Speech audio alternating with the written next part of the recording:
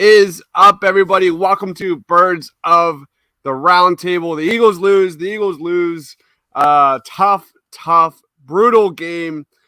This is our therapy session to kind of go over the nuts and bolts of everything we learned about that game and what it means moving forward. Not just the Super Bowl, but we're going to break down the offseason, the Eagles free agents, rank them top to bottom, who is most likely to come back, who is not likely. That and more. Guys, if you're watching us live, please be sure to comment. This is kind of a sorrowed show. I'm not going to lie. I'm down, man. I couldn't even watch the Sixers last night. I'm just not over it yet. Bryce is in the house saying the top takeaway was the refs at the end of the game. We're going to get into that as well. Joining me, my man over there, Shane. What's going on, Shane? Dibs, I know it'll shock you, but I, too, did not watch the Sixers last night. My man. He's all football all the time. Speaking of all football all the time, my man Ryan Reese down there of Philly Sports Alliance. What's going on, man? Just numb, man. I'm just numb. Honestly, I don't know if the true feelings have hit me. Honestly, I'm just sad, but numb. I can't say anymore.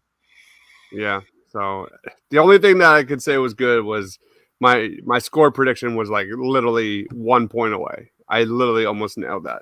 But not the result. Not the result. Same. I said 37-34 Eagles, so I was close. We have a thing here. So if the Eagles lose, we change up hosts, and that's what we're gonna do here. I'm going to throw in the wheel spinner. Shane or Ryan will be hosting tonight's show. Good luck, guys. And for the foreseeable future, there's not another game for a while. There's not a game for a long time for the I know. So you're screwed. So if you I don't know what our off-season content plan looks like, but this is a long-term hosting position to be filled. We have RW Swope 87 in the house. What's going on, man? Thanks for joining. Eagles defense needs to stop depending on pass rush and putting pressure on the QB and sacks. That's the Jonathan Gannon way, man. It is what it is. We'll talk about that. Another comment. There is a ton to unpack, gentlemen. Absolutely. We're going to break it all down.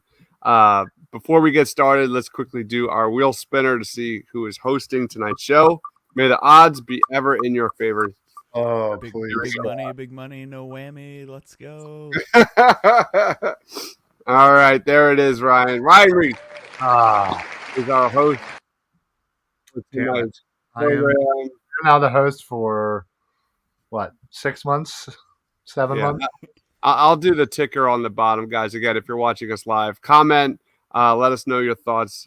RW Swift says, I think Debo nailed it when he said the Eagles D-line. And front for the Eagles are what makes the secondary guys Pro Bowlers interesting. Maybe we'll talk about that. Ryan, lead us off, man. First question's on the ticker. All right. Well, again, we appreciate everybody for joining us tonight. As I know the whole Philadelphia area is saddened, and a small blurb in Oklahoma. But listen, we're going to talk about it tonight. We're going to get it all out. And then we're going to move on, and we're going to focus on the offseason. There's a lot to do. We all know we have a lot of pending free agents. We got some draft picks. We got some cap space. So there's plenty to talk about throughout this offseason once we get all of our feelings out, So, all right. So the first question that we do have tonight is, what does Jalen Hurts' Super Bowl mean for the Eagles moving forward? Dibs, I'm going to start with you. What do you say? I think that any of the doubters can shut the hell up. Before we went live, Shane was nailing it, and I share those sentiments so much. Is that you had arguably the best Jalen Hurts game of all time in the Super Bowl. I mean, talk about stepping up on the biggest stage imaginable, and the Eagles lost. It's disheartening. Jalen Hurts was outstanding. He ran 15 times for 70 yards, 3 touchdowns. That set a Super Bowl record for rushing yards in a game. He tied the most rushing touchdowns in the Super Bowl with Terrell Davis. Shout out to that dude for Denver, man. One of my favorite players of all time. He threw for 304 yards. He had a touchdown, 27 of 38 passing, accounted for 90% of the team's offense. And yeah, he had that fumble, man. But like, there were so many big moments in this one that he stepped up again and again. You talk about that rebound, that touchdown drive when they went into halftime with a 24-14 lead. You talk about when the Eagles were down 8 points with 9 minutes remaining, and he led the Eagles to a touchdown drive. That 45-yard completion to Devontae, that throw to Dallas Goedert on the sideline, that throw to Quez that was right on target, and my man just dropped, or didn't even, I don't even know what you would call that. Just, it was a terrible effort, as we've seen from Quez all year long. But no one should doubt Jalen Hurts anymore. And I was one of those guys. I was one of those guys before this season started, and he shut everyone up. Just so much credit to Jalen Hurts and his progress this year. Yeah, agreed. Shane? Yeah, I mean, it's deflating. What I was saying off air before we started is I wouldn't feel this deflated if Jalen Hurts hadn't played so well. If, it was a quarterback in his second year starting and he just missed a few throws, he made a couple key mistakes, he had a great season, but he came up short on the big stage, that would be one thing. Jalen Hurts played the best game of his career. He went toe-to-toe with and out-dueled Patrick Mahomes in this game. The fumble 6 is literally the only mistake he made in this game. And that fumble 6, that was negative 8.5 EPA. If you remove that, he had 22.6 EPA in this game. There's a phenomenal game. The Chiefs came into the game and said, we're not going to let you run the ball on us, and the Eagles could not run the ball on them. They said, we're going to make you beat us from the pocket, and Hurts said, okay, let's do it. Let's roll. And he played a phenomenal football game. And so, for people looking for the silver lining, like it's deflating because that was his best game, and you had 22 starters healthy in this game. Hurts will never be in a Super Bowl with a roster that's this good again.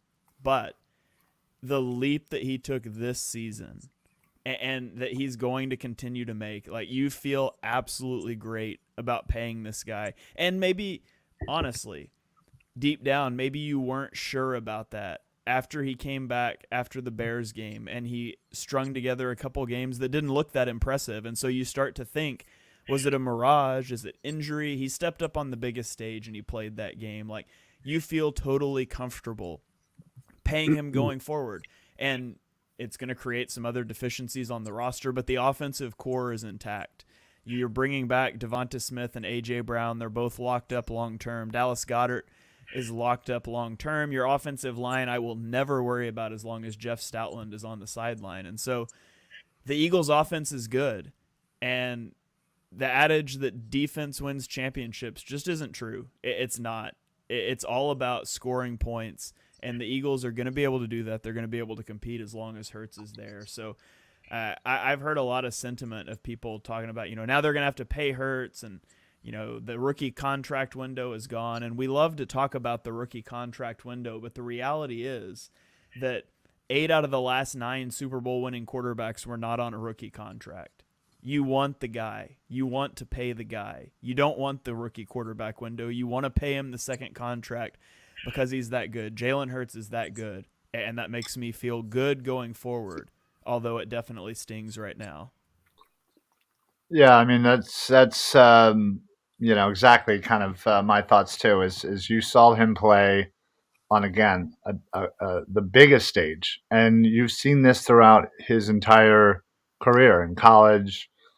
You've seen this, just throughout. The dude just has that mental focus, and it absolutely shows. And he balled out, and it's just unfortunate that the defense couldn't give him a few wins to get the victory, because he absolutely was the MVP. He broke multiple records throughout this Super Bowl.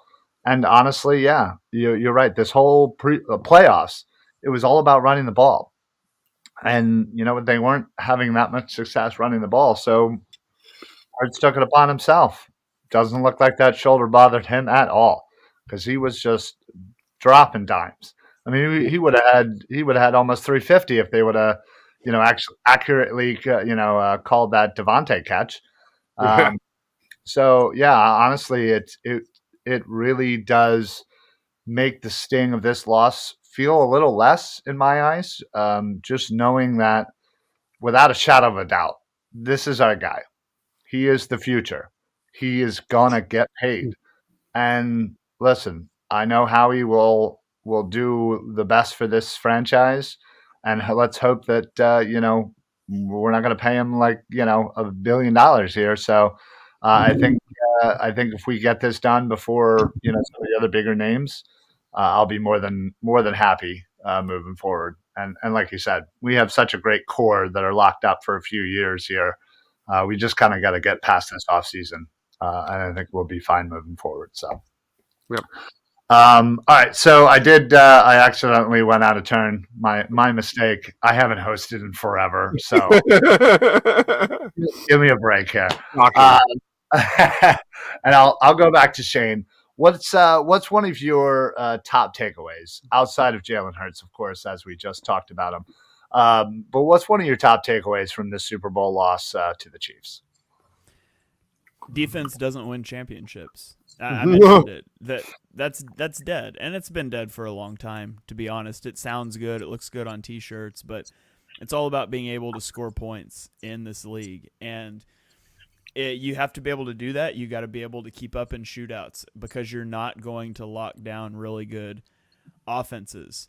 Now that aside, the Eagles' defense was a massive disappointment in this game, and there's a lot of things that went into it.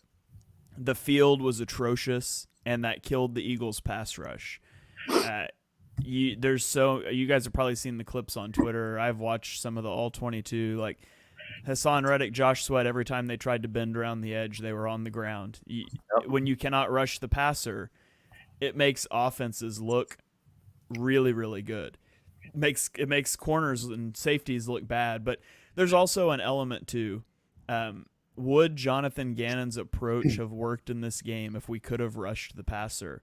I don't know, and we're not going to know. And he's gone now, and that sucks that both coordinators are gone. But what I do know is that his Achilles heel in his career as a defensive coordinator was his unwillingness to get crazy with a game plan when it wasn't working. And he adjusts. The Eagles played a ton of man coverage in this game, and that's not something they normally do. They trusted their corners to win, and they didn't. James Bradbury got abused in this game. He was awful. But at a certain point, what was causing stress on the Eagles? It was when they were cover zero blitzing, when they were running these zone pressures and getting an unblocked defender against the Eagles' offensive line. Now, Jalen Hurts was making plays and making it not matter. Patrick Mahomes was on a bum ankle. Like, there's no excuse after you've given up back-to-back-to-back touchdown drives to not be dialing up some different things. You can't just hold out for we're eventually going to win one, because you're not, and you didn't, and it lost the game. And so I don't fault the defense entirely, which sounds crazy to say in a game you gave up 38, but I do fault the unwillingness to just cause chaos once everything hit the fan and it was obvious that your plan wasn't going to work. I would have liked to have seen some adjustments there that just never came. And so that's my biggest takeaway defensively. Gotcha. Dibes? I'll go to the offense because we have great comments from RW Swope talking about the defense. Shane, you crushed it on the defense. I want to talk about making mistakes. I want to talk about the offense. I'll talk about defense. First of all, the Eagles just made far too many mistakes. I mean, you talk about a team that they blew a 10-point lead in the second half. You had the Jalen Hurts fumble away a touchdown. Sirianni attempting a fourth down or punting on fourth down that led to a long punt return for the Chiefs. You talk about the James Bradbury holding penalty, which we'll be talking about all off season long. The pass rush was barely there, just like Shane said. But like the mistake I keep going back to over and over and over again when I watch the highlights the next day was that Sirianni decision to punt on 4th and 3, and that continues kind of make me shake my head, especially when it was widely known that they were carving up the Eagles defense and getting whatever they wanted. That decision made no sense. The defense was getting outclassed, and that led to the Kadarius Toney 65-yard return to the Eagles 5-yard line. And I think the other MVP goes to, I just want to real briefly, Andy Reid and the Chiefs O-line. I never thought that was going to be that much of an advantage in this game. I got that dead wrong. I think the Chiefs' game plan, to use a lot of motion, to create mismatches, to create advantages in the passing game, it was a masterclass. Andy Reid was playing chess while Gannon was playing checkers, man. And the Eagles had no answer for Travis Kelce many different times. They lined him up outside. They motioned him inside. They had jet motion packages where the Eagles were off balance. They got exposed, Marcus Epps, just repeatedly. And you look at kind of the Super Bowl coming down to red zone offense. The Eagles' red zone offense was one of the best in the league. But the Chiefs were just better. They were 4 or 5 in the red zone, and the Eagles were 3 of 5 on offense. And that little bit made a difference. And when Jonathan Gannon is just playing or coaching that poorly, the Eagles' offense had to be perfect, and they weren't. They just weren't perfect. They just came up that much short. And the old narrative comes down to Gannon against the great quarterbacks, and that's not going anywhere anytime soon. Mahomes' combined EPA per dropback against the Eagles in 2 career games, 0.58. That's his best mark against any team in the league. And Gannon was just inept, and it just sucks, man. Like I said, it's disheartening given everything we saw from the Eagles offense and how well they played. But at the end of the day, mistakes killed them. I'm not going the ref route. We're going to touch on the refs. And it was just Andy Reid playing chess while Jonathan Gannon was playing checkers. Yeah, I mean, well said. Yeah, to kind of add on to what you said, I was a little surprised that Sirianni wasn't more aggressive in some of those moments. Kicking a field goal instead of going for it again, punting on that 4th and 3. Like you said it perfectly. The Chiefs' offense were carving up the Eagles' defense, so you had to be extra aggressive. And he just, for whatever reason, in a couple of those moments, he wasn't. He got a little timid, and that, unfortunately, again, we'll never know, but that potentially could have cost them. Again, if you get 7 instead of 3, it's a different ball game. If you go for it, you get that first down instead of punting, it's a different ball game. So, while you're right, the Eagles' offense was not perfect, they definitely still played an amazing game. Hurts was amazing. The wide receivers are amazing. Goddard made so many clutch catches. I mean, those 3, weapons-wise, I am so happy that we are going to have them for a few more years here locked up. So, and I'm also one of my takeaways is get Quez Watkins off this team. Yeah. Let's go to some comments real quick. Paul says, areas for Eagles to improve, upgrade the running back, add a true slot receiver, add more physical cornerbacks, and add a more athletic outside linebacker over Kaiser White, and hire a new special teams coach. What was the play on 3rd down before the last punt? I don't remember that. Shane, do you remember what the play was? Yeah, it was like 3rd and 3, and the Eagles ran.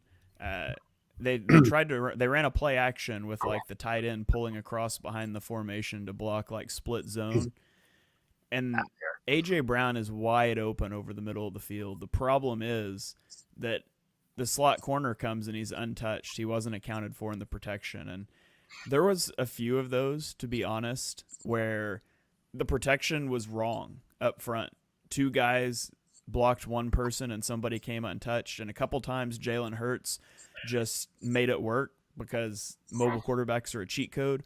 this time he made it work too. He got outside the pocket, but he wasn't able to throw the ball to a wide open A.J. Brown. And then he tried a tough throw, to the sideline to Devonta Smith. It was incomplete. And then obviously the punt, which was kind of unbelievable. He went for it against the 49ers in a very similar situation. That was 4th and 1, so they could sneak, but they had gone on a 4th and 5 already in this game. It felt like at the time, it just felt like a time you can't do that. You got to go for it. And I thought Nick Sirianni and Shane Steichen did a really good job in this game. I thought they made one mistake, and that mistake that cost them the game. There's no excuse to punt the football there. Yeah. William says, I love the entire season with the exception of one game, the effort. I'm excited for next season, but now Jalen has yet another offensive coordinator. We won't know his full potential for 2 years. I disagree with that. I think the blueprint is pretty thick in terms of how to get the most out of Jalen Hurts for sure. His offensive coordinator is about to be Brian Johnson, who's been his QB coach. So not much is changing in the offense, I don't think. Yeah, we're hearing that name a lot. RW Swope says, if this was Doug Peterson coaching, the Birds would have won. He was mentored by Andy Reid. Paul says, would you guys like Jim Leonard as the next defensive coordinator? Leonard is a long-time defensive coordinator coach for the University of Wisconsin. I mean, Wisconsin pumps out a lot of really good defensive players. Any thoughts on that? I haven't really gone down that avenue yet, so I can't really comment on Jim Leonard. No, I keep hearing Denard as the Denard lead, Wilson. Yeah, the lead guy for DC. So, but yeah, I haven't dove down that one either. So, yep, our resident Cowboys fans in the house. Thanks, man. We're hurting, man. Yeah. All right. So let's talk about the refs for a sec. Let's just get it out. And then we'll move past it. I'm never one to put blame on refs. I don't like to use it as an excuse, but we do have to talk about it. Obviously the Bradbury call. There were some other ones that we'll talk about, but let's just say on a scale, 1 to 10, 10 being 100% their fault. How much do you blame the refs for this Eagles loss, if we're going to allow ourselves? Dives, you go first. Sorry. I'm not doing it. I'll give it a 2. A lot of people are complaining on, at least on my Twitter timeline, but for me, I'm not going to go there because all I did was make fun of Niners fans and everyone complaining and things like that. The Eagles made too many mistakes. Again, if Isaac Seumalo doesn't have that false start, we're talking about a completely different result.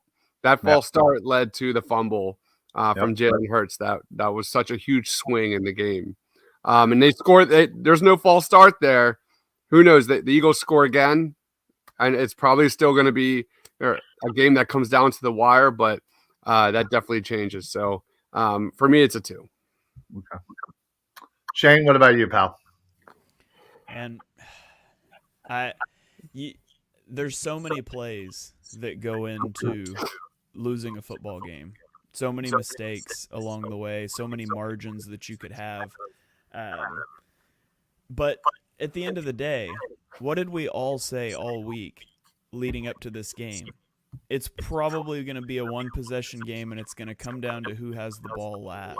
And so when a flag that should not have been a flag changes who gets the ball last, that's important. That's huge. Like, would the Eagles have won if they got the ball down 3 with a minute and a half left? I don't know. As Eagles fan aside, as a football fan, I feel robbed that we didn't get that opportunity. We didn't get to see that. Like, it's just such a deflating way for a game to end. I don't think you throw that flag there. I think it's Bradbury said he held him. Bradbury's not a loser like all the 49ers fans. That's not the culture. That's not how the Eagles conduct themselves. I would have expected nothing different. he's going to say that. But you have Greg Olson, an offensive player, on the broadcast saying you cannot throw that flag. And he has a bias towards offense, not defense. You've got other offensive players in the league right now on Twitter as it's happening saying you can't throw that flag. It was a weak call, and it changed the game. And the Eagles still are very at fault for losing this game. But it sucks that that's the way that it ended.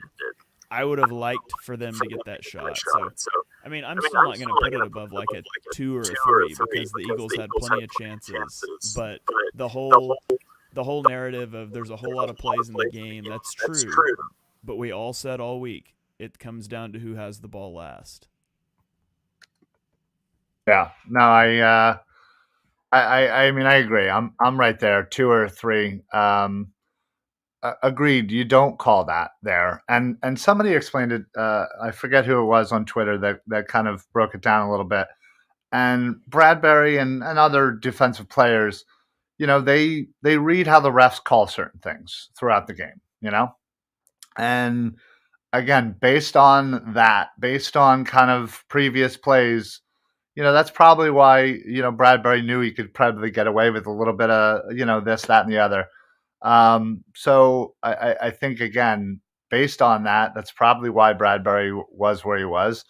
And, again, felt comfortable that he was able to at least kind of get a hand on, maybe not hold, whatever, but still, ref shouldn't have thrown it there. I would have felt a lot better had the Eagles had the chance, were able to get the ball back, drive, and, say it doesn't end in any points and they lose the game that way. I would have felt a lot better about it. You know what I mean? I still would have been pissed. I still would be numb right now, but yeah, I don't know. I feel a lot about it like I did the Chiefs-Bills game last year where it went to overtime and Josh Allen never got to touch the ball. Like the last time Jalen Hurts touched the ball, he threw a beautiful pass downfield to Devontae Smith. He powered through 4 guys for a 2-point conversion and he never touched it again. Yep, so, exactly. This comment here from Paul about the run and going by Gainwell instead of going down instead of lunging for the first that led to the 3rd and short and then the false start, that whole thing. Yeah. That all goes back to the field. He slipped. He wasn't just going down. Like he tried to cut it up and put the shoulder down and he just went down. So I do agree with the comment that Quentin said that the bigger issue, I had a much bigger issue with the slippery field and the refs. I thought by and large they were fine. Like the Devontae Smith catch that was overturned, I said before it came out, I tweeted it and I said that they were going to overturn. Like I didn't think that was a catch, but the way the rules say, like they can't look at that on the field and say we're 100% sure that wasn't a catch after watching the replay because you couldn't. There was ambiguity there. I didn't think it should have been overturned. I did think it was probably incomplete. I thought they got the Goddard one right. They got some tough calls right. Sure. It's just that one, and I hate that it's what we're talking about. And it's what we ended the Chiefs-Bengals game talking about. The push on Patrick Mahomes out of bounds, and it probably is roughing the passer, and it sucks because that's not how you want to end that game. And it's the same thing here. Whether or not it was a hold, it sucks that that's how the game ended. And I thought it was ticky-tack, but even if you're just an unbiased fan, like you hate to see that instead of, and then killing clock for a field goal. And for me, that's what's so deflated. It was an instant classic game. Yeah, and it was. The end is kind of tainted. We were there were many people. Ending. Yeah, there were many people that were right down the middle, unbiased fans of the game. Plenty of celebrities out there and whatnot that were like, how are you going to call that when you have such an amazing back and forth game? Offensively, going back and forth, not to at least end it on a potential, game tying or game winning drive.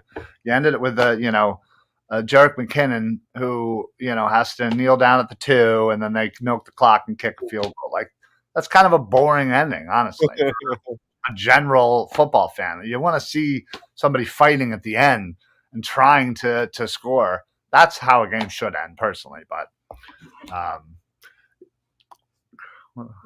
real quick, beef pot pie. It was fantastic. Nice. My man knows that I love to cook, so I'm not gonna lie, I did not know what that comment meant. So I'm glad that you said that because I was trying to figure it out.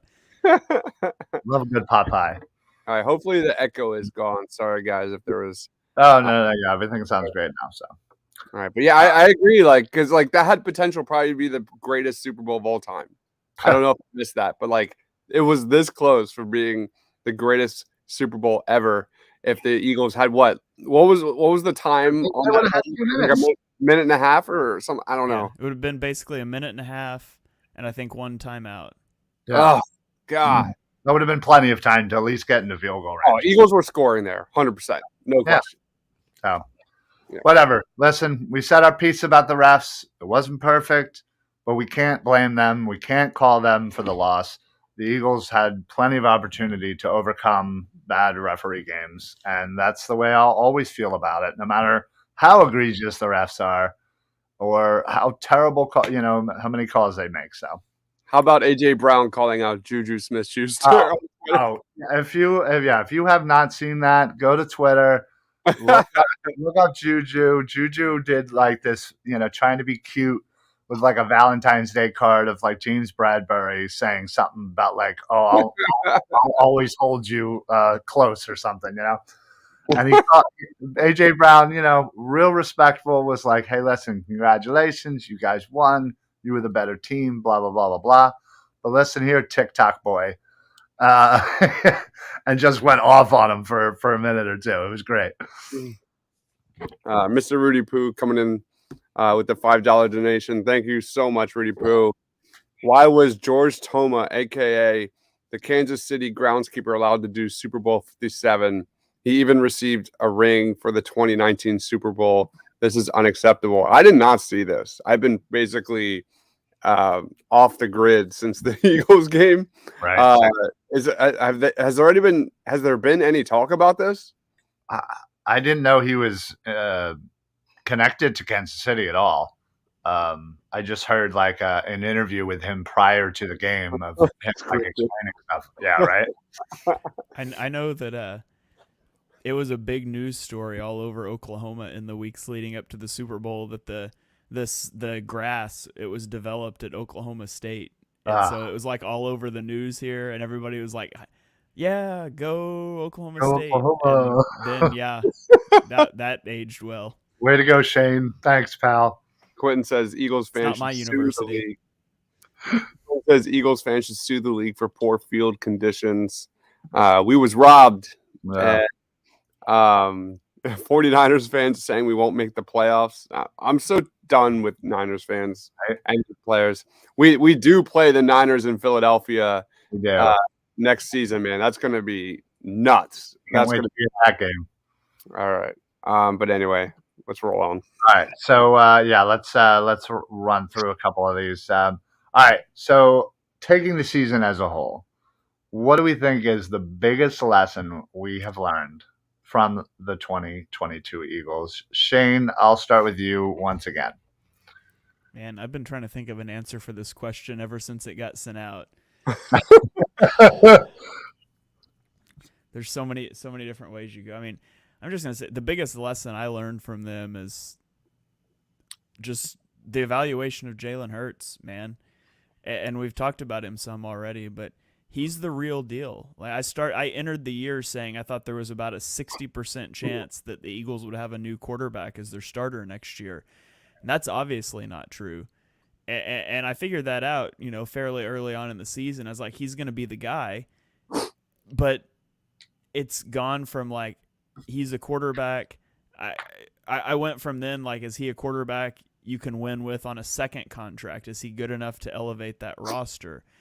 To now, like, I firmly believe he's a top 5 quarterback in the NFL. And not just like he had a top 5 season, he had a top 2 season this year, but like I firmly expect him to be in that top 5 conversation moving forward. And it's unbelievable to me, the throws that he was making from the pocket, on the run. I'm just so impressed. The one throw that he fit into Dallas Goedert on, I think it was like a 3rd and 13.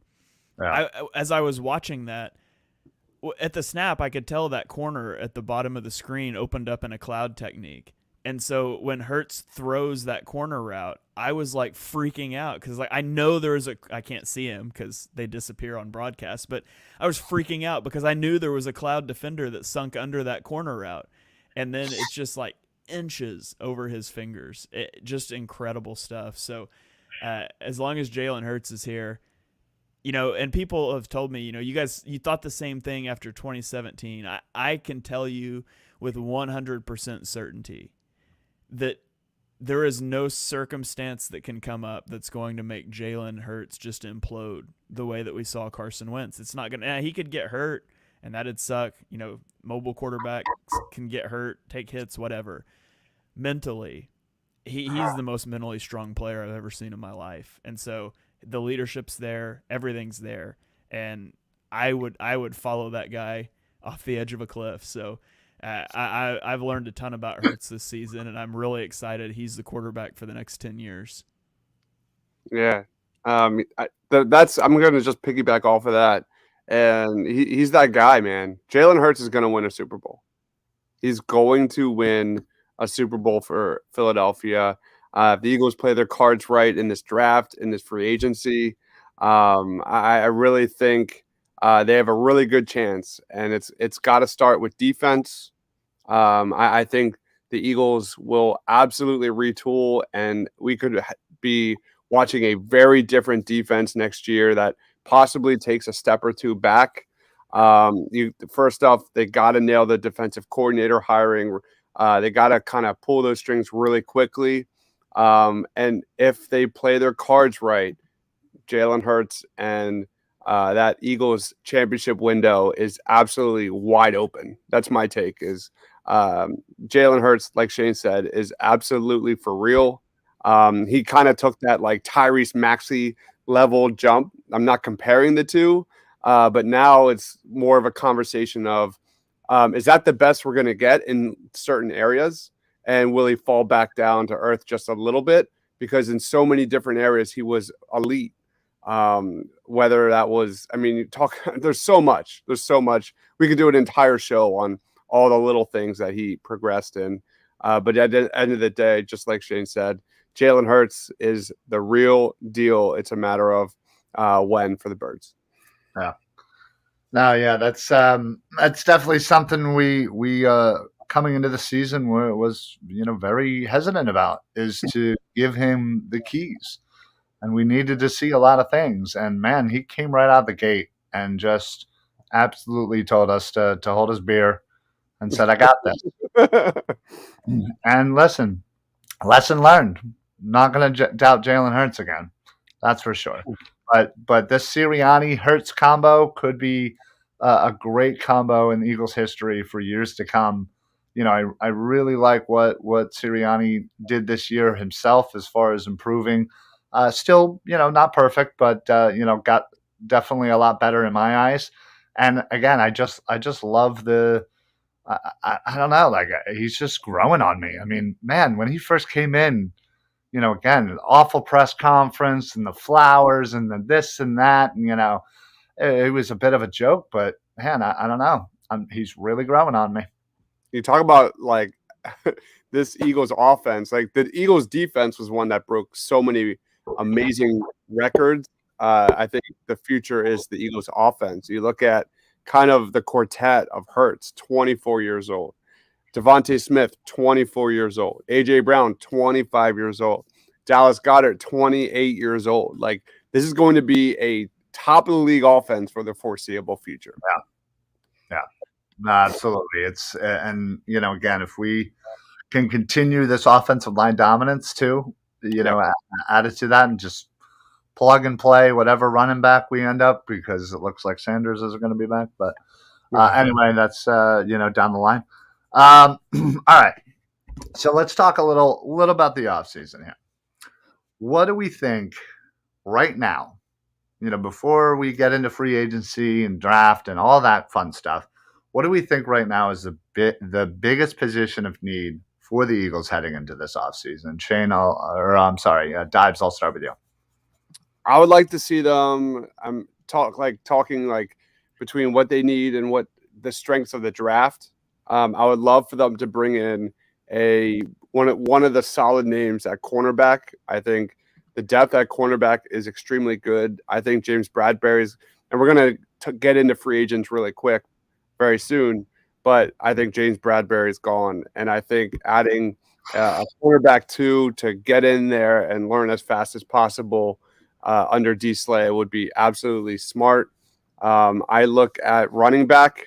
I love Miles Sanders. I thought he had it. I take that back. I'm not the biggest Miles Sanders fan. I don't know why.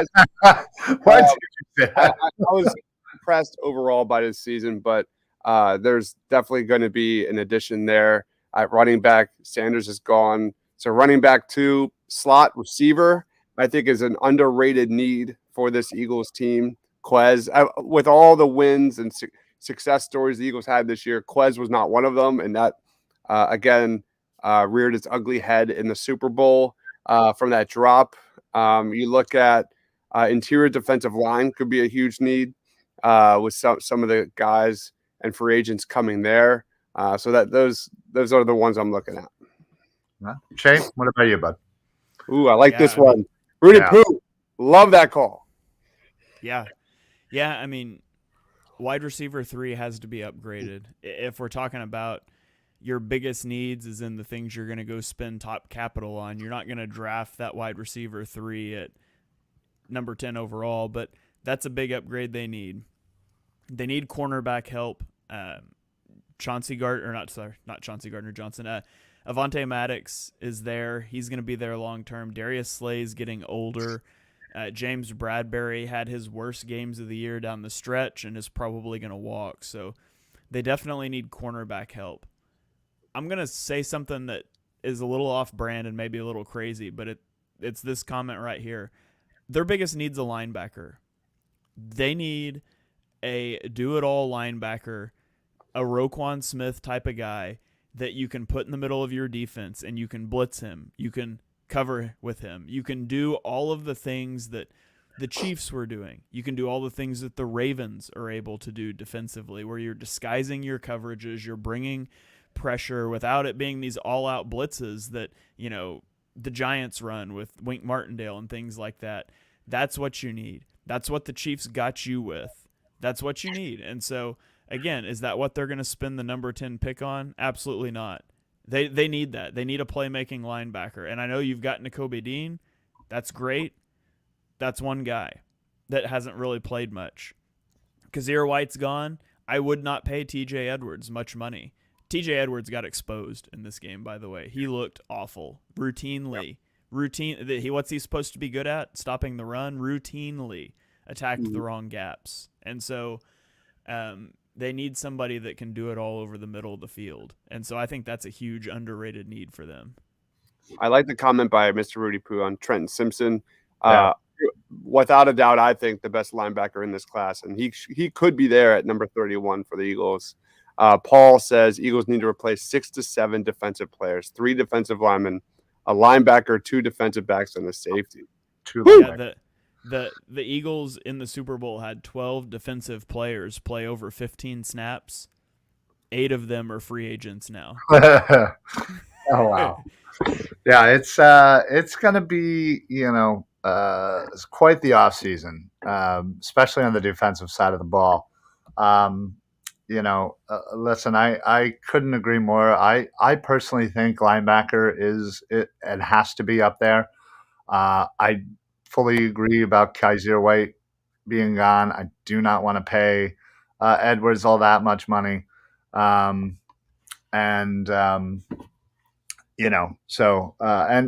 Dean, listen, you have Dean at this point. I just kind of consider him, a little extra, whipped cream on top. You know what I mean? Like, I'm not counting on him. I hope he progresses. I hope he turns into the guy that I hope he is. And if that happens, fantastic. But we still need to figure out linebacker. So I'm going to say linebacker for right now. All right. I'm gonna host the free agency piece because it's just a lot easier. Yeah, that's fine. All right. Rudy Poo says Reed will fill in for Epps. I like that. Sorry, Ryan. All right, let's roll in, guys. let's roll on. We're going to talk about our top free agents. Are they most likely to return to the Eagles? Is it a toss up or is it less likely? We're going to go through all the top ones, and we're going to kind of come to an agreement here, guys. If you're watching us live, we're going to post this picture as well. So let us know your thoughts on this one. Let's start off the bat. Let's stick with offense. Jason Kelce. Does Jason Kelce return to the Eagles? Realistically. Shane. I think so. I think he's going to. He's never going somewhere else. If he wants to come back, he's going to be an Eagle. I thought it sounded like after the game and stuff, I thought he sounded like a guy that was probably coming back. So right now, I would say Jason Kelce goes in that most likely to return spot. Yeah, agree. Yeah, I 100% agree. Listen, I think it's a thing that we do every year. It seems like for the last 10 years about Jason Kelce, whether or not he's going to retire. But yeah, I don't know. Something tells me, man, you lose in the Super Bowl. That's not how he wants to go out. And he wants to give it another shot to try and get back, win it, and then ride off into the sunset. So he's coming back. All right, let's roll on to Miles Sanders, arguably the biggest domino of the 2023 free agency class. Had a really good year, over 1,200 yards, rushing yards, double-digit touchdowns. I think Sportrack has him around $7 million a year. Does Miles Sanders come back, Ryan? No. Plain and simple, listen, he played well above what we all expected, especially when we did our predictions. I don't think any of us had him getting over 1,000 yards. And, he did a fantastic job this year. Did not, coming off a year with 0 touchdowns to get double-digit touchdowns, he balled out and he was a great part of this run game. But I don't think any running back is worth $7, $8, $9 million. I think when you look at the teams that spend that much money on the running back position, they generally aren't a very good overall team, and they don't have a very good offense. So let's find a replacement in the draft. Gainwell will be fine for a year if we have to go that route. I'm not paying him. Shane, agree? Agreed. I think Miles would love to come back to Philadelphia. I don't think Philadelphia is going to pay him. Yeah. All right, let's roll on to Isaac Seumalo. Shane. I don't think he's coming back. I think he goes in the less likely. Spotrac has his market value at about $12 million. I don't know if it's that high. Maybe it is. Offensive line play around the league's not great, and he's been really good for the Eagles. At the end of the day, you can't pay everybody, and he's not one of their premier pieces, and you feel good about Jeff Stoutland developing guys. I think that Cam Jurgens might be your right guard next year, assuming Jason Kelce comes back. So Seumalo walks. Yeah, I agree. Okay. All right. We'll roll on here to Andre Dillard, 2019 first-round pick. Thoughts, Ryan? Listen, I personally think that he is a good backup for us to have, but I can completely understand Andre Dillard trying to get out there and trying to get a starting job. I mean, he still has, the first-round pedigree. And listen, he probably still has a little bit of that to maybe pull himself a starting job for a desperate team. So I just think it's probably not going to match up, and it's less likely to be re-signed here. Shane? Agreed. He's not going to come back. I think he's probably going to get a shot to go start somewhere, and he's never going to get that shot here in Philadelphia. So Dillard's gone. All right. Paul says Dillard is a goner. Also think Isaac is a goner. Driscoll can step in at right guard. Let's go on to the next one. Gardner Minshew. Shane. Gone. He was gone the second that Saints game ended. And same thing for with Dillard applies to Minshew. Somebody probably will pay him to start. Maybe. He's not your ideal backup quarterback anyways. You need a guy that's mobile. If so much of your game is going to be built on the RPO zone read game, you got to have a backup that can do that, and he can't. True. So go take a flyer on a guy on day 3 that's fast. Yeah. Samuel says no Gannon slander. He got us to the Super Bowl. He was also arguably the biggest reason they lost. And I agree, Samuel, that he takes a lot of unfair criticism. I thought he had an overall very good season, but let's not pretend like he wasn't a part of the problem, and he was arguably the biggest. So, Zach Pascal. Out of here. Shane He's agrees. back. Yeah? He's back. I don't think it's going to take much. He was kind of a priority signing for Sirianni. He's good. He's a guy who does things right. I mean, I feel like he's kind of an ideal wide receiver 4. He can block a little bit.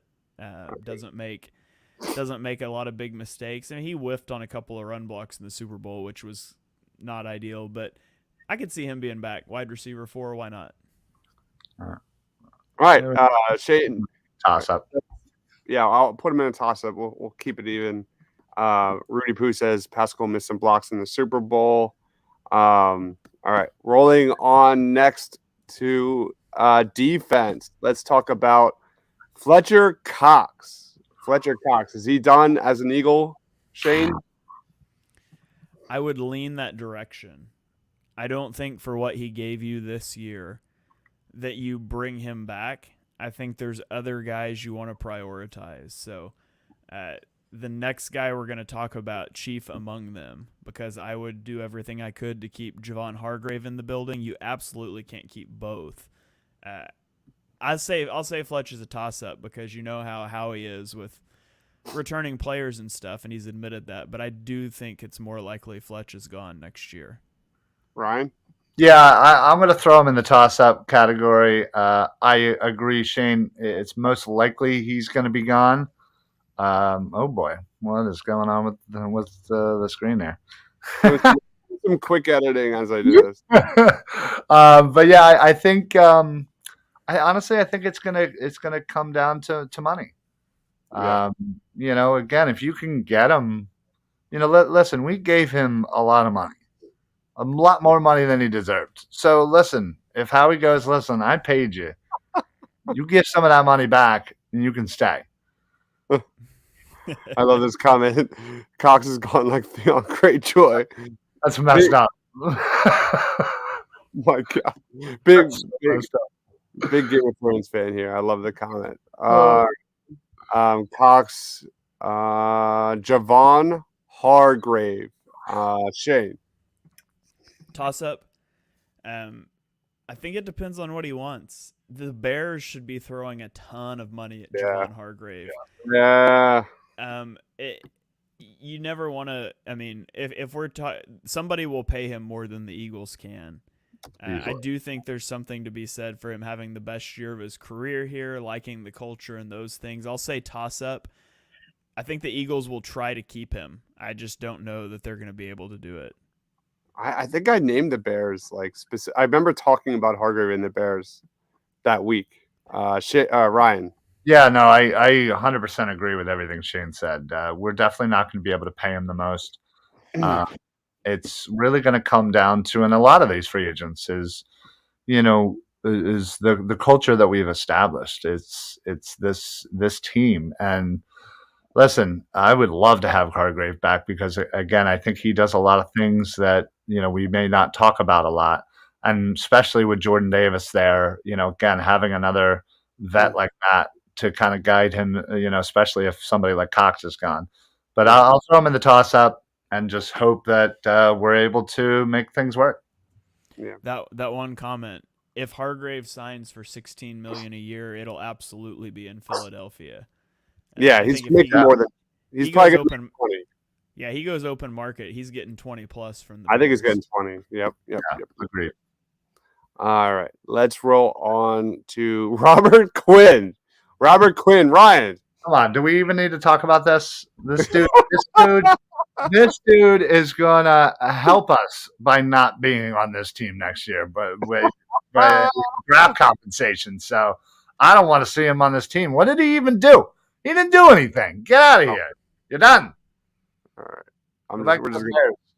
We're just Shane, do you have anything to add to that? We'll just move on. He is most likely to not be on this team next year. Yeah, he is the most likely not. All right. Let's roll on to Brandon Graham. Brandon Graham, thoughts? I think this is another toss-up. I think Brandon more than Cox will do what might be necessary to stay on this team. I think Brandon really does love Philly, and he's done so much for this team, for this community. So I think if it's one of those situations where we can kind of make the money work, and maybe not give him too much, hopefully not like a Fletcher Cox deal like last year. But yeah, man, give him a couple of mils, say, hey, listen, end your career in Philly. This is where you belong. RW Swope says Graham will resign or retire. Didn't he have the quote where he said he wanted to play 2 more years and that he hoped it was in Philly? Yeah. So I think he's going to keep playing, and I really hope the Eagles bring him back. I mean, he had the best year of his career. You don't want to pay top dollar for the guy at this age. I don't think he wants to leave Philly. I don't think you want him to leave Philly. You need him in that rotation. I would nudge him more towards the most likely than the toss-up. I think the Eagles are going to work something out. I hope so. I'm fine with that. All right. Well, should we keep him at toss-up or what? Can you put him halfway between toss-up and most likely? I'm like halfway in there. We'll do that. There we go. Unless that's messing up your thing. I'm good. Rudy Poo says BG will take a discount. We've got Cowboys fans in the chat. It's killing me. All right, let's roll on to James Bradbury. Signed a 1-year, $7.5 million contract last spring. Wants to get paid. There's some rumors that he's going to want to return to the Giants. Shane, where's James Bradbury? Why would he want to go back to the Giants? Yeah, that's weird. That's what he said, or that's what the report was. Yeah, that'd be weird. I think he's more likely to be on Philadelphia than the Giants, but I don't think either of those is going to happen. So less likely. He's going to be the top corner on the market. He's probably going to get 18-ish million. Maybe cornerbacks. 20. The league is cornerback starved. So Bradbury, unless obviously you never know if a guy's just going to decide he likes where he's at and he'll play for less. But I'm not going to put that motivation on anybody. So I say he's gone. Yeah, agreed. There's no way we're paying him $18 to $20 million. That's for damn sure. Yep. RW Swope says bye Bradbury. He thinks he's going to the Saints. Going to the Falcons or the Titans. Fine with either of those. Yeah. All right. So many Cowboys fans in the chat right now. All right, let's go to Marcus Epps. Hey, Marcus Epps. Is the closest they're going to get to a Super Bowl show, so I respect that. That's very true. The last time they had a Super Bowl show, the internet didn't exist, so they haven't ever got to experience this. It's true. Very true. Love it. Marcus Epps. Thoughts on Marcus Epps? I just don't see it. I don't see him coming back. Yeah, I think it's less likely personally, but I'd be okay if you said toss up, but I just don't see it. I think it's less likely. I don't think they're going to let both safeties walk. I don't think they'll keep both safeties, and it's already been reported they're going to make a strong push to keep Chauncey Gardner-Johnson. So I think Epps will probably walk, and Reed Blankenship is basically a year younger version of Epps. Like last year, we were on these shows saying, "Hey, Epps kind of flashed as a safety 3. He might be somebody to watch." And now you're saying the same thing about Reed Blankenship. So I think they probably slide Reed Blankenship in there next year. So, Ryan, what did you say? Did you say toss-up? No, I said initially I said less likely, but if Shane had said toss-up, I would have been fine with it. All right, Chauncey Gardner-Johnson. Most likely. He has to be your top priority, personally. I mean, he is young, he's talented, he fills such a good need for you. I just, and like Shane said, it seems like they feel the same way. They're going to make them the top priority. I would love for him to stay in Philadelphia for years and years to come. All right, Shane? Yeah, same. Most likely, I think they're going to bring him back. I think he brings a lot to the defense. I don't know what it's going to cost, and that's going to be the sticking point because he wanted to be a safety, so he got paid like a safety instead of a slot corner. I don't know if he's going to be worth what they pay him, but I do think they are going to pay him and bring him back. Yeah. Paul thinks Chauncey Gardner-Johnson will be back. So does Rudy Poo. Let's go on to our next guy, and that is Kaiser White. Ryan. Hell no. He showed flashes in many games that he was a good, linebacker, but I just think his inconsistency for me, the fact that we signed him to a 1-year deal, he's probably going to want a little bit more than what he made last year. And listen, you have Dean. I'd rather see Dean out there than White personally, regardless of what you do with some of, with Edwards or what have you. But yeah, I don't want to see him back personally. I'm saying less likely. Shane? Yeah, bye, Felicia. Nice. A lot of people are in agreement. Kaiser is gone. Let's keep it to linebacker, and that is TJ Edwards. Toss-up. Yeah. I'll say he's a toss-up. I don't think the Eagles want to totally turn over their linebackers. I think his agent's going to be able to play his tackle numbers into a bigger contract than the Eagles want to give him, though. And to be honest, he's not worth it. Like, I had Eagles people trying to tell me back in 49ers week, like the Eagles linebackers were comparable with the 49ers and that TJ Edwards is like a top 5 linebacker in the league. And he's just not. Like, he's fine. He's an average player, better against the run, worse against the pass, but he's just competent, and I don't want to pay for competency. I'd rather go draft a day 2 guy and plug him in.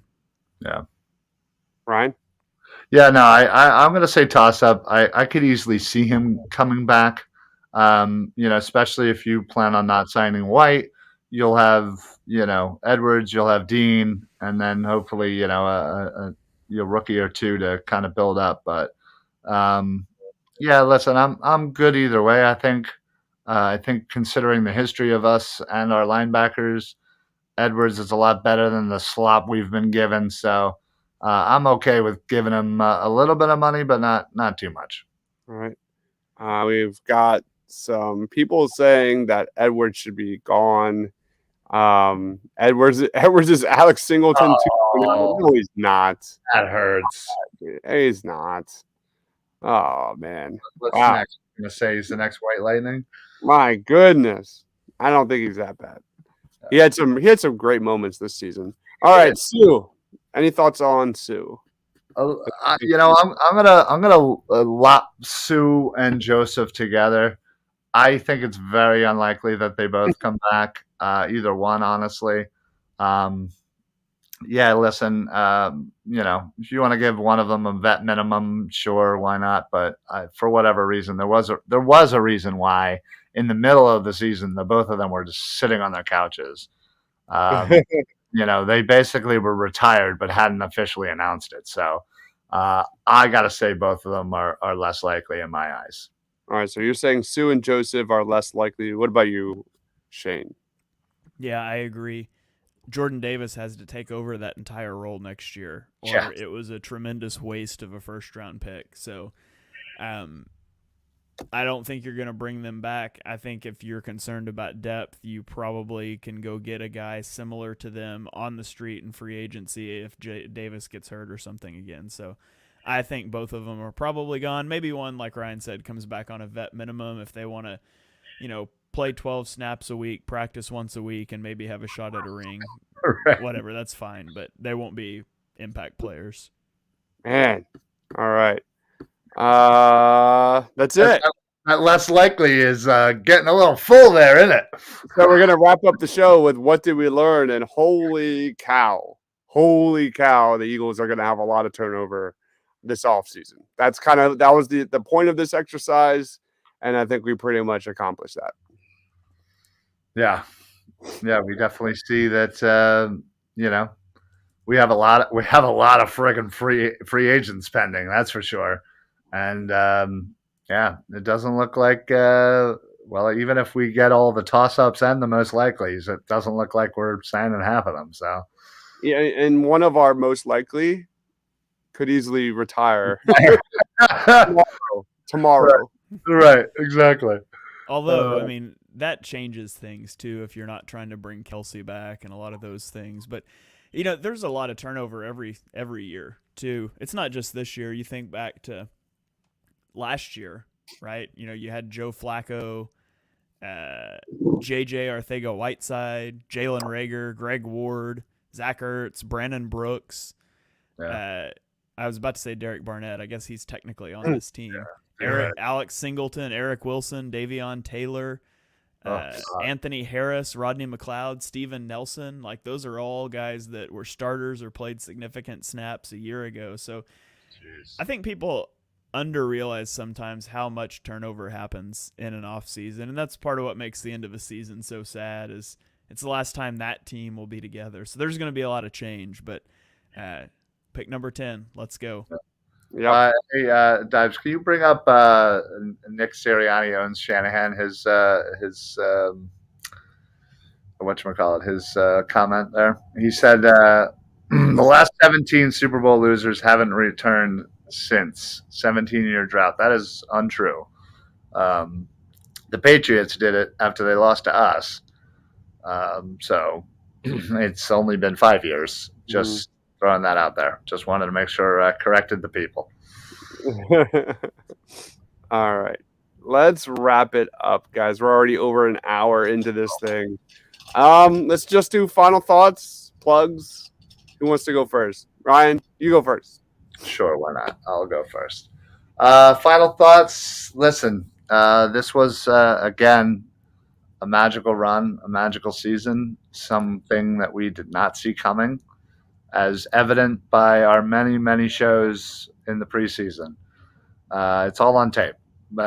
So the fact that we got to enjoy what we were able to enjoy, I think, is something that us as fans, I feel like, again, it's not the greatest thing to say at this point, but I think that's the kind of thing that you have to think about in moments like these when you're sad and numb and depressed that we lost the Super Bowl. We were in the Super Bowl. We were in the Super Bowl. Like, 30 other teams can't say that, at least. And listen, every year 31 teams go home losers, but I'm just saying we should be happy with what we got this year. A lot better than we expected. And listen, the future is bright. We have our quarterback. We know we have our quarterback. We have a young core. Our offense is insane. And listen, it's going to be a fun offseason. Lots of moving parts. So strap in, get ready, because we're going to be doing this every week, breaking it down, doing free agency, doing the draft. So let's do it together. As far as what I got going, same old thing at the Philly Sports Alliance. We do appreciate everybody, all the love and the support. Make sure you follow us on YouTube and Facebook. Facebook, especially if you turn on your automatic notifications, you'll get all of the Philly Sports Alliance shows, but you'll also get all of the Painted Line shows that stream live on our Facebook. And when you put those notifications on, you know about it right away. So you can hop right in and join us and have a good time. So, and other than that, make sure you're following these guys. Make sure you're following everybody that we have coming through here, because honestly, without you guys, and especially the people on YouTube here, which clearly have been flooding our comments tonight, we do appreciate it. Honestly, it means the world to us. So thank you very much. Yeah, thank you for all the comments, man. Comments were sensational tonight. Wait. What'd you say? Go. You're up, man. Oh, me. Okay. I thought you said Quentin, and then you put a. Did I say Quentin? No, you said Shane, but I could understand. Okay. Yeah, I mean, I'll echo what Ryan said. It was a fantastic season. Eagles are going to be a very good team next year, and it's going to be a lot of fun, and the offseason is going to be a lot of fun as well. A lot of draft capital. It's going to make it a lot of fun. A lot of things going to be changing in free agency, so I'm excited to follow along all of that. As for plugs, I've got a video that's coming out as soon as I can finish editing it, so maybe tomorrow. I'm going to kick off draft season by a look back at my 2022 draft board. And Nice. talking about some of the guys that I was most right about. So I've got a video about the 7 guys I was most right about in the 2022 draft. I'm going to kind of use that to kick off my draft coverage for this year. So you can be looking for that. I'll cut it up and put it on Twitter. But no Eagles in there, but some guys that were some of my guys that turned out to be pretty good. And maybe I'll get around to making the video about the guys I was wrong about. We'll see. Probably not. Yeah, so here we are. It is bittersweet. Covering the draft was about 60% of what I do here on YouTube. It's now getting probably bumped up to like 90%. So if you've watched any of my videos, thank you. Right before we went live, part 4 of my 5 underrated prospect video just went live. I've been covering my favorite underrated guys up until we hit the combine, which is in about a few weeks. So there'll be a lot of content covering the NFL combine. But if you're looking for anything NFL draft, I've covered every single position, top 10s, boomer busts, you name it. It's all there. Senior Bowl winners, Senior Bowl on offense and defense winners. So, Ryan, I can't wait to do more mock drafts as well. Yeah. There's a lot changing. This is not the best draft overall, but the good news for Eagles fans is that the strengths of this draft in terms of depth fit a lot of their needs. So that we'll be breaking that down like crazy. So again, thank you to everybody who commented here tonight during this show. My man down there at Philly Sports Alliance. Let me get rid of that comment. There it is, at Philly Sports PSA. Go check them out. Facebook, Twitter, you name it. My man over there, Shane at _TPL, one of the best Twitter follows, period. If you love the Eagles and the NFL, he is the host of Chalk Talk, one of the best general NFL shows there is, period. And I'm Dibes. So for Shane, for Ryan, for myself, thanks for watching, guys. Catch you next time on Birds of the Round Table. Stay awesome, everyone. Go Birds.